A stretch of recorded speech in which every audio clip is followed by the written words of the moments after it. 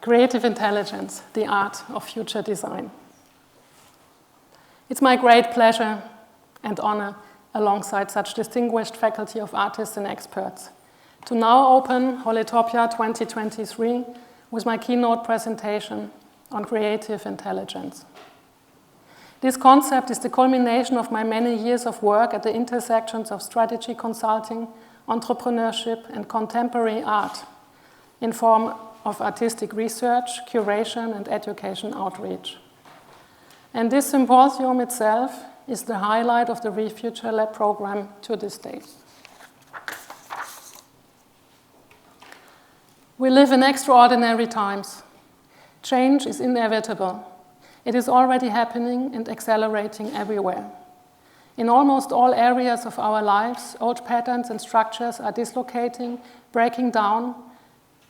We are the witnesses of the unfolding effects and unprecedented innovations, namely biotechnologies, big data and IoT, artificial intelligence, robotics, and hybridization, to name but a few. This iconic image was taken by Bill Anders on Christmas Eve on 1968 aboard Apollo 8 and shows the Earth peeking out from behind the lunar surface as the first ever crewed spacecraft orbits the moon. What we see here is perhaps one of the most famous photos of the 20th century. It awakened a feeling for the fragility of Earth and had thus promoted the emergence of environmental awareness. Already 50 years ago, there were numerous alerts. The Limits to Growth report of the Club of Rome on the State of Humanity, published in 1972 and produced by the MIT Massachusetts Institute of Technology, is a study on the future of the global economy. This message still holds today. The Earth's resources, the global system of nature in which we live, probably cannot support present rates of economic and population growth much beyond the year 2100, even with advanced technology.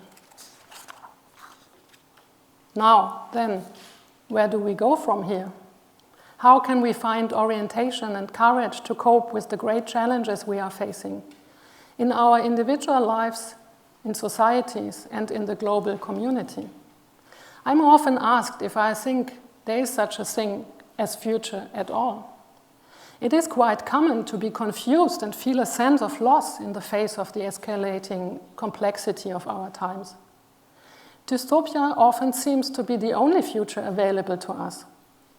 Nevertheless, I would like to postulate a profound hope in future. In this opening keynote to HOLITOPIA 2023, I would now like to share with you my vision and practice at the interface of research, curation, advisory, and facilitation, and how this has morphed into the ReFuture Lab.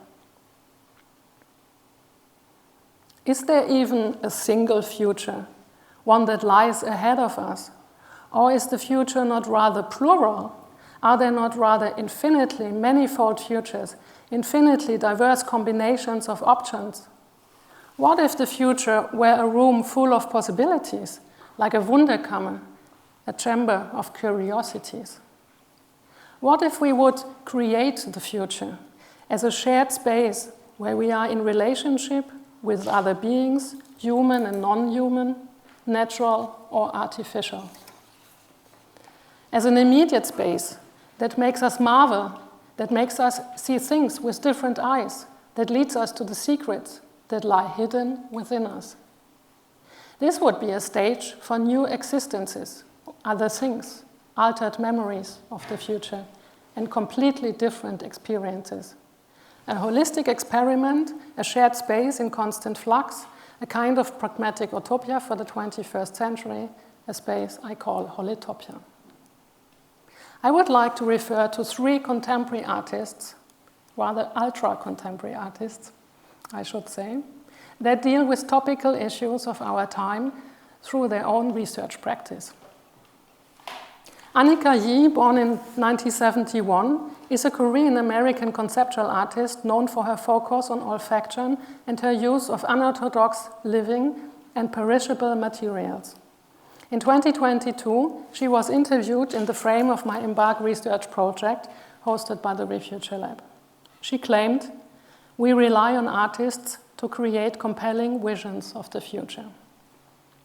More recently, in 2023, the Pinot collection Bourse du Commerce Paris exhibited Yi's work Elysia chlorotica, Point 2, a series of monumental pieces composed of leather-like algae structures that resemble giant insect chrysalises made from kelp, acrylic, LEDs, and animatronic moths. The exhibition catalogue reads, "In Annika Yi's work, vegetable cocoons give birth to robotic insects, blurring the line between the natural and the artificial, as with Donna Haraway's Cyborgs, in which all the dualism of modernity are cancelled out in order to better embrace the porosities between beings and identities." Through the fusion between nature and culture, through the refusal of those who instilled an ineffective cooperation between the two, Annika Yi invites us to think in terms of continuity rather than discontinuity. Alexandra Daisy Ginsberg, born in 1982, is a British and South American artist known for artworks that explore the relationship between humans, technology, and nature. Earlier this year, the Museum für Naturkunde Berlin exhibited The Pollinator Pathmaker. This impactful initiative in interspecies art uses algorithmic technology to generate planting schemes for gardens, computed to support the greatest diversity of pollinating insects possible. Such an art piece signals a shift toward the post-anthropocentric thinking to face the current climate and biodiversity crisis, and toward non-human aesthetics and experiments. Likewise, Anna Bravtsky, a conceptual artist of Serbian-Romanian heritage, whose cross-disciplinary practice spans performance, installations, portable sculptures, watercolors, videos, and augmented reality. Her experimental approach incorporates scientific research, behavioral observations, and emotional effects into a strategy aimed at creating imaginative tools for the challenges of daily life. In 2022, Gropiusbau Berlin exhibited Apis Gropius, an augmented reality experience inspired by the botanical motifs embedded in the Gropiusbau's architecture, featuring a new species of bees, Apis gropius, which leads visitors on an immersive tour through the atrium of the museum. From the early inception of the ReFuture Lab project, I wanted to detect and explore the mutational fields of our society and how art can catalyze social change. This is how the research started. For 3 years now, I research, identified, then interview thought leaders and practitioners shaping the new, concerned with the most topical issues and involved in the most forefront discourse of our time. From this series of interviews, a common thread rapidly emerged. They all were somehow nurtured with hope. Not only that, but also they were actively building the conditions for positive futures. Maybe not in an intentional way, but still through a kind of questioning, researching, and building way. Throughout their diverse practice and experiment, I could recognize my own hypotheses about how to instill alternative futures and found kinship. One of the reasons for this project was my personal desire to exchange thoughts and ideas with others, and to a large extent, my conviction that more than ever, a culture of debate is urgently needed in our society. Confrontation and debate lead to the most interesting outputs. Johanna Seleman in Embark also. We had an amazing exhibition last year, and last year's symposium took place in her exhibition. I plead for a new culture of critical debates on how to navigate futures, or more precisely, how to navigate systemic change. We need to regenerate all our systems. The way we live, work, do business, produce, move around, and how we nourish ourselves.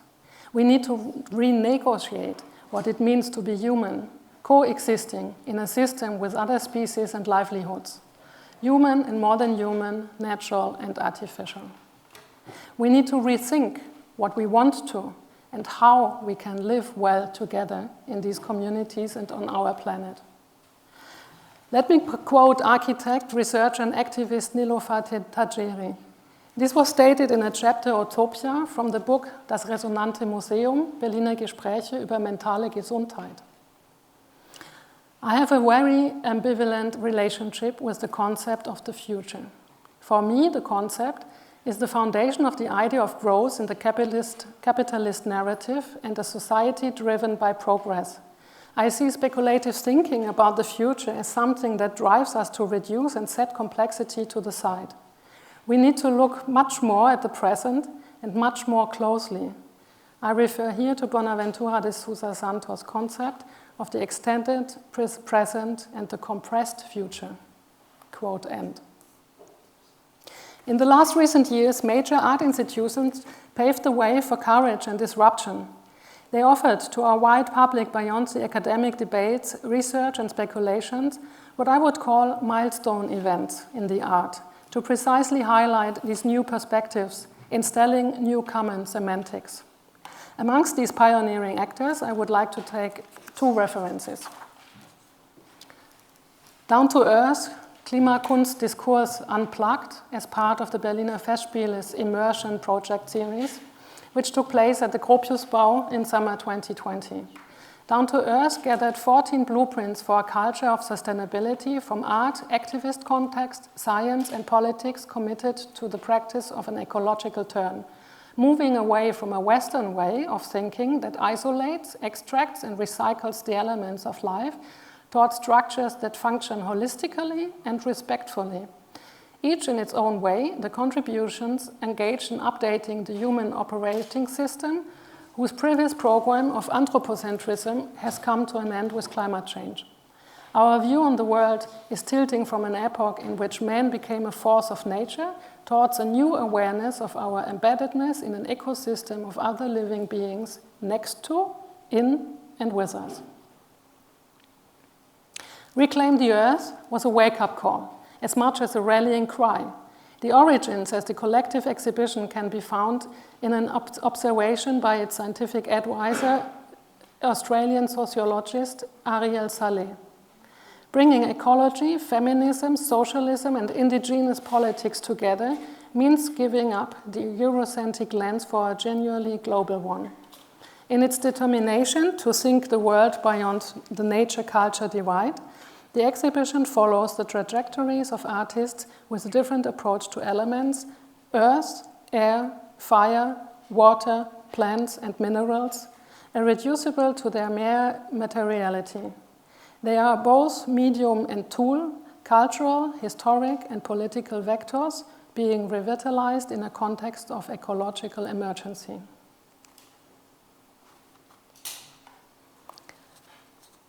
To pursue this logic of a systemic renewal of our existence in the world, I would like to quote Hans-Ulrich Obrist in what he names reworlding, in the frame of a podcast series that was just launched in January 23.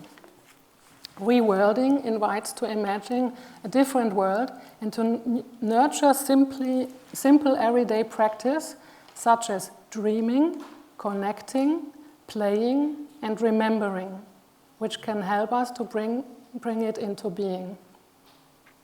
For this is precisely about it. They were the very nature of being and the emergence of an ontological turn in our contemporary societies. Perhaps we can dare to call for a new renaissance, to experience a kind of rebirth. We need to return to the point where humans separated from nature to reinvent the concept of human-nature relationship. We need to reconnect to a nature to which we belong, to the ground we sought to escape, says Bruno Latour. What is interesting in this context is that anthropologists teach us the concept of nature is a Western one. In other cultures, the concept of nature doesn't exist. Since the Renaissance, our view of the world has been determined by the central distinction between nature and culture. There, the natural laws that govern the world of animals and things, and here, the human world and its cultural diversity. In his fascinating book, French anthropologist Philippe Descola shows that this cosmology is not self-evident. He draws on the material of his field research among primitive peoples and indigenous cultures in Africa, Amazonia, New Guinea, or Siberia, whose world views are quite different from ours. He points out that this idea of nature is a peculiar Occidental belief. According to him, it represents a fetish of our civilization, which has a difficult, conflictual, and destructive relationship with the world of the living, which it calls nature. In other words, we need to broaden our horizons, study, adopt new attitudes, ask different questions, think systemically. Moreover, in this broadening of horizons, I believe that vertical ruptures are necessary. In this context, I like to quote Ingeborg Bachmann, who said, "In art, there is no horizontal progress, but rather and merely the unceasingly new rupture induced by a vertical trajectory." This is where the catalytic potential of art comes into play. What is art? And what can art do for us? Since the turn of the millennium, several turns have been mooted in art.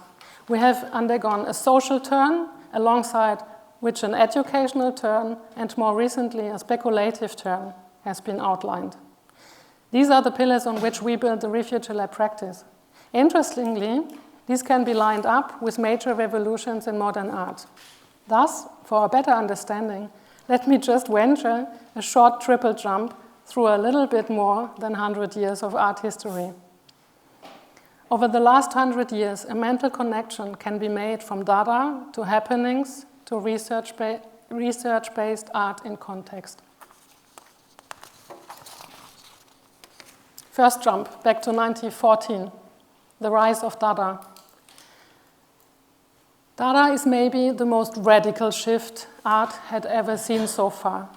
It emerged out of the trauma of World War I, what is often referred as a war of a new genre, and this unprecedented horror mutating kin nations into pure enemies.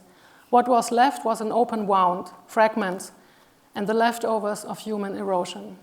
In 1919, French writer Paul Valéry had this famous assumption: we, civilizations, now know that we are mortal. Famous artists such as Marcel Duchamp and the ones engaged with the movements of Dada, Cubism, and Futurism radically changed the concept of art. The head is round, so that thinking can change direction, said Francis Picabia. With this famous sentence, the French artist coined a time when the world was in ruins and the young artists' movement also saw art shattered. They started to question the boundaries between art and non-art. Duchamp's ready-mades was probably the most provocative transgression of art and also the birth of an art that requires in-depth mediation. This art cannot no longer simply be revered or enjoyed. It cannot simply be consumed. It provokes a confrontation with profound ideas and concepts and reclaims a better society. Marcel Duchamp said, what art is, in reality, is the missing link, not the links which exist. It's not what you see that is art. Art is the gap. As to the Berlin Dada, it revealed a most radical political dimension through artists such as Raoul Hausmann, George Gortz, and the montage artist John Hartfield, who caused a sensation with public actions and anti-military protest. We jump now to the 60s, Fluxus happening and the post-studio. The jump over to the 60s highlight another rupture in art history. At that time, the focus and search turned towards the process. It was the birth of happenings, the Fluxus movement, and the debate of authorship. Alan Kaproff is one of the most influential and, at the same time, least known artists of the second half of the 20th century. He coined the term happening, but his own work was largely forgotten because of the object-less nature of his artistic practice. Fluid's happening was first created in October 1967 at various public locations in California.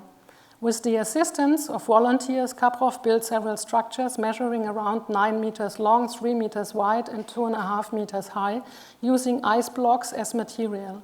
Once in place, these ice structures were simply left to melt. In its temporality and materiality, the work represents a challenge to the traditional understanding of art in public space. Kaproff replaced the question, what is art, with pragmatic questions such as, where is the art, and how long does it last? A core idea was here to resituate the art piece in the time. This paved the way to ephemeral art, an art that cannot be embodied in any lasting object to be shown in a museum or gallery. Kaproff takes the step from the object that confronts the viewer to art as an action that involves the viewer as an agent. Approaches to this already exist in Dadaism, and not least in the much-cited untitled event, Black Mountain College, 1952. The term happening, introduced by Kaproff, had already become widely accepted by the early 60s and is now used, especially beyond the realm of art, for everything that can be sold in any form as any spectacle. The inflationary use leads Kaproff now to replace the term happenings with act. Today, the word happening, which has disappeared from contemporary art discourse, reaches into the present like a relic. The art avant-garde promise of a new era disappeared and was overlaid by the postmodernist memory and abolition of the new.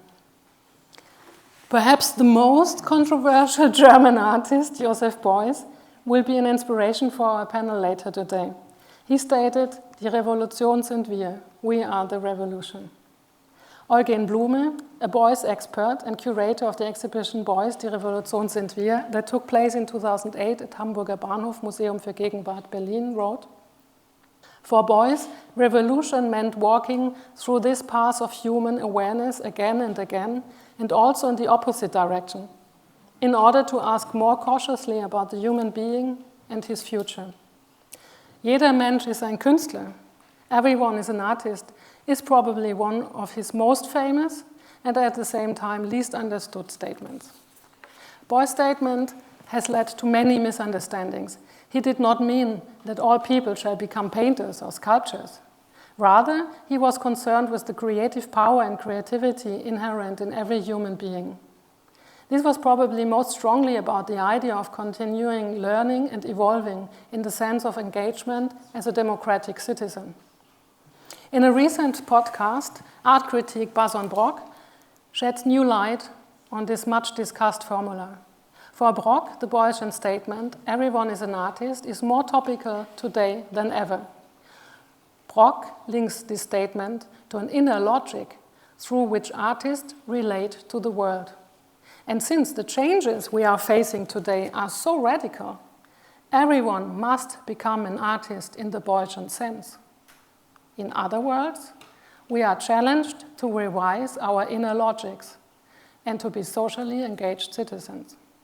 The third jump to the nowadays, the art in the 20th century. The term social turn was coined by the art historian Claire Bishop in her 2006 essay, The Social Turn, Collaboration and Its Discontents.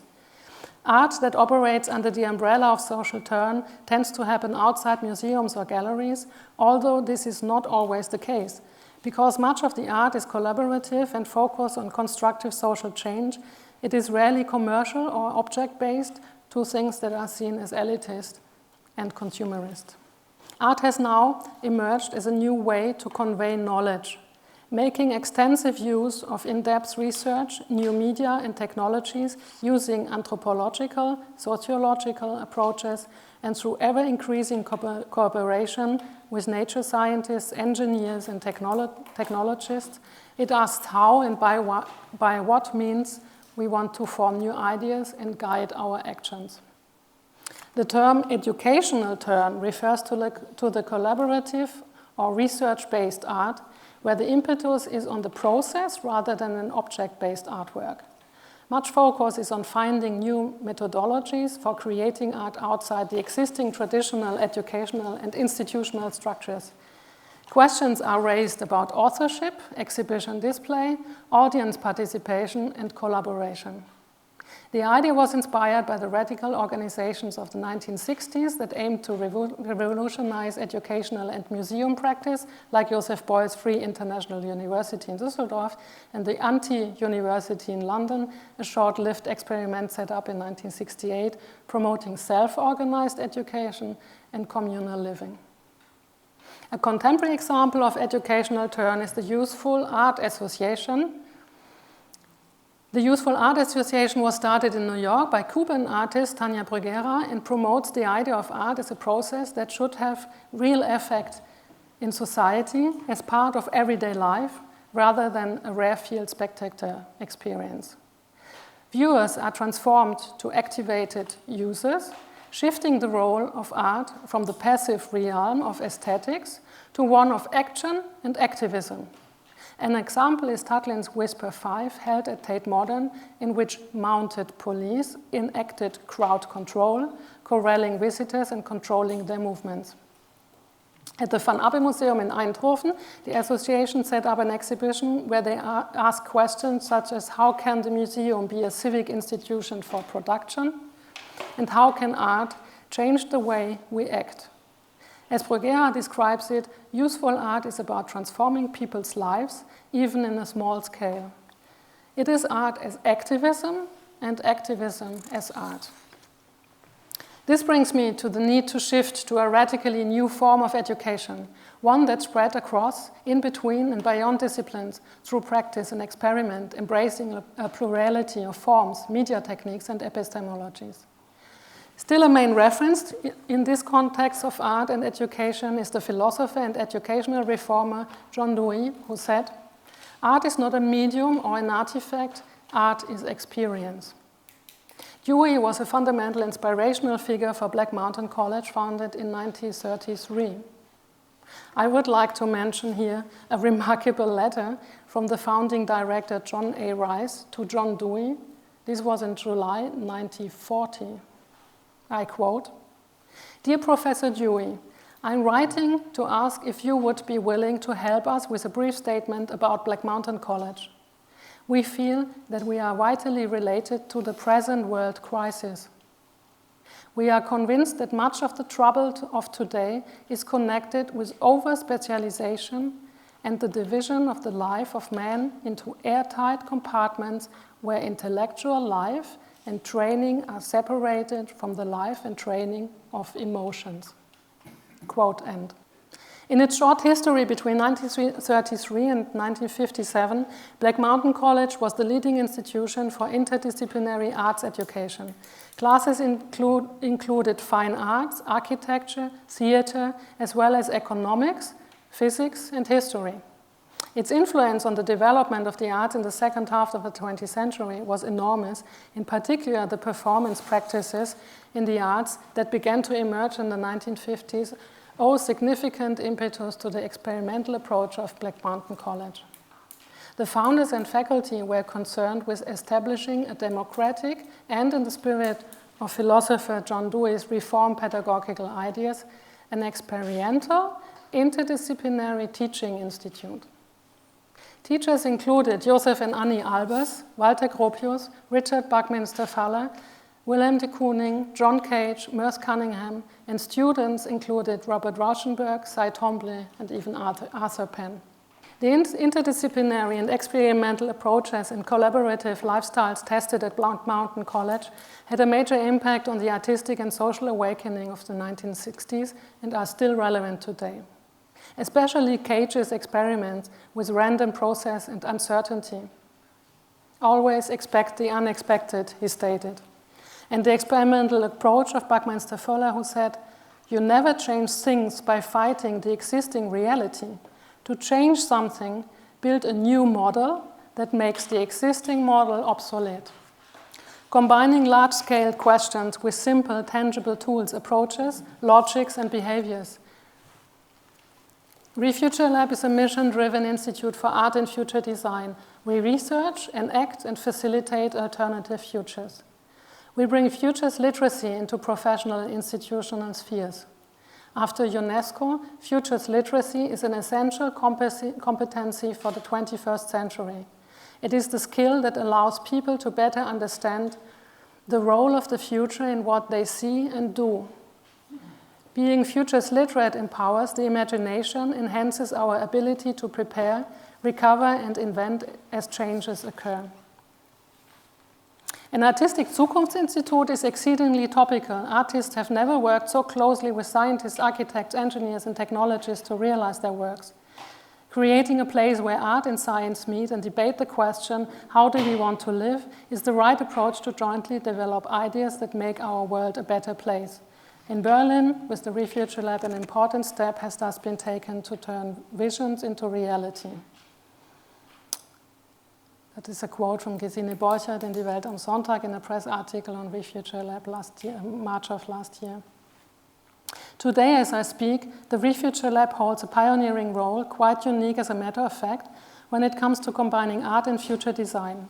Traces of such a holistic approach can be found in 2020, the year the ReFuture Lab was founded, when the renowned ZKM Center of Art and Media, Karlsruhe, held a 3-day online festival entitled Beyond Symposium, Future Design.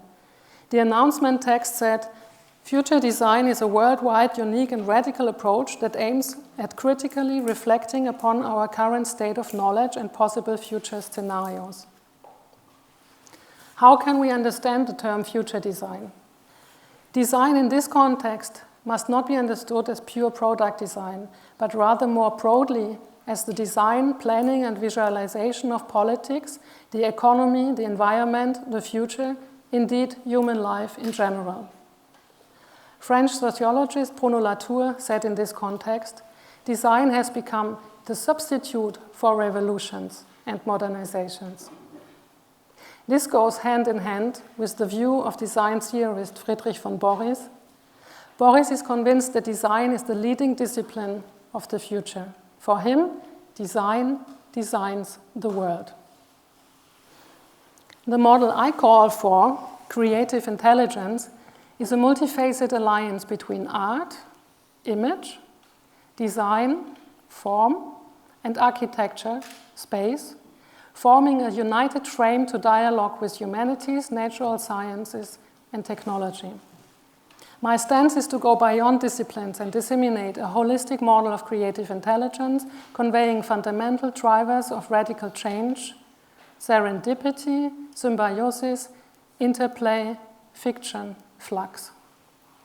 Fun fact, along my research, I discovered that the term creative intelligence goes back to John Dewey. In Creative Intelligence, 8 essays in the pragmatic attitude, he writes, is it possible for a living being to increase its control of welfare and success? Can it manage in any degree to assure its future? Or does the amount of security depend wholly upon the accidents of the situation? Can it learn? Can it gain ability to assure its future in the present? These questions center attention upon the significance and reflective intelligence in the process of experience. Quote end. In 2022, Pierre Guillet de Montou, director of SSE Art Initiative from the Stockholm School of Economics, published a book with an intriguing title, Curating Capitalism, How Art Impacts Business, Management, and Economy. Guillaume de Montou has extensive knowledge of the intersection of arts, business, and the humanities. He has initiated the CEMS Schools Faculty Group for integrating humanities and arts in business education. The book offers a fresh debate between iconic Swiss curator Hans-Ulrich Obrist and French sociologist Bruno Latour. The two discussed the questions, how does art curating contribute to useful, actionable knowledge? Indeed, curating has evolved into much more than creating exhibitions, promoting artists, and caring for artworks. Today, art and business are fused, transforming capitalism from the inside out. It is an exploration of the new hybrid forms of art and business active in our current society and economy. For Latour, curating goes hand in hand with research. It is an experimental method capable of fostering an actionable knowledge. I quote, "The roles assigned to art and curating point toward quests for knowledge concerning this post-heroic form of management. The art show serves as a laboratory in which to search for concrete knowledge, and business training acts as a lab for curating capitalism." Quote end. This is the framework under which we operate at the Future Lab Institute for Art and Future Design, research, curation, and knowledge transfer. We are convinced that the major findings are often invisible. They situate in the in-between, at the friction, at the fractal edges of serendipity, in the words of molecular biologist and historian of science Hans-Jörg Reinberger. He says, "Serendipity is a search movement without a program or itinerary, without a tangible vanishing point or horizon, an arbitrary nomadic movement in the real world of experience as well as in the worlds of dreams or fantasy. You try things out, you also allow yourself to be distracted, you are open to something falling to you. In this way, blind chance can mutate into productive idea." Quote end. Serendipity is one of the 5 principles I have detected to instill the conditions of alternative arenas. These 5 principles act as future drivers. They can be studied and experimented as part of our educational program, for example, in infusion lab workshops or in the one-year incubator program, and even in advisory offers or in one-to-one sessions. While bringing together a post-disciplinary practice, experimentation, process, and a tearing apart of verticals through artistic and systemic interventions, HOLITOPIA comes into reach. A pragmatic utopia for the 21st century, a manifesto for holistic shifts, a collective space in flux, and a matrix to foster the vast fields of human imagination, experiment in some radical and unexpected ways, and invent the cohabitat for new dwellers. Thank you.